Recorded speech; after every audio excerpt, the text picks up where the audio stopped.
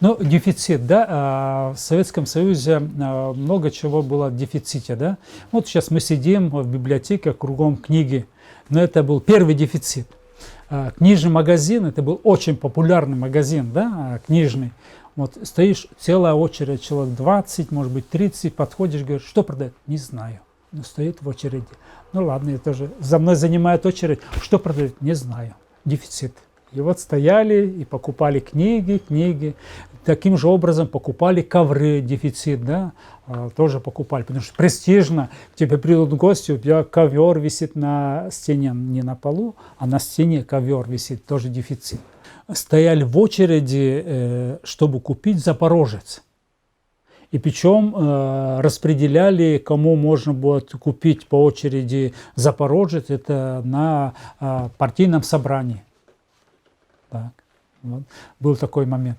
Но вот я молодой специалист, в 80-м году приехал в Вижемское село, и очень большой почет учителям был, да, что вот почетный. Я заходил в магазин, и меня без очереди пропускали купить хлеб или что я хочу вот в этом магазине приобрести.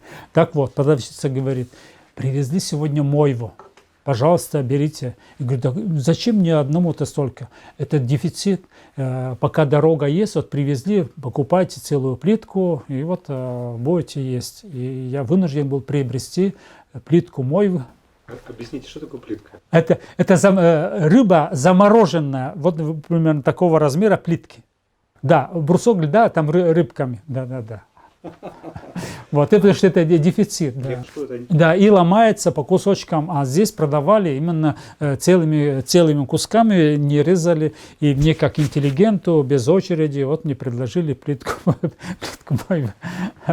Вот я разговаривал нашим землячеством с человеком, который в этот период, советский период, занимал второй пост в республике Унаскоме, да, и бывали у него на даче.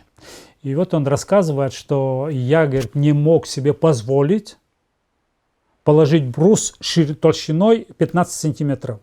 Нужно было обязательно 10 на 15 брус пилили, и толщина стены должна быть 10 сантиметров. Проверяли.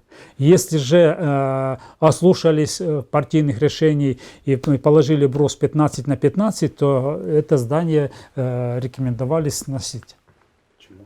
Потому что он зажиточно построил себе дачный участок. Вот маленькие такие домики строили.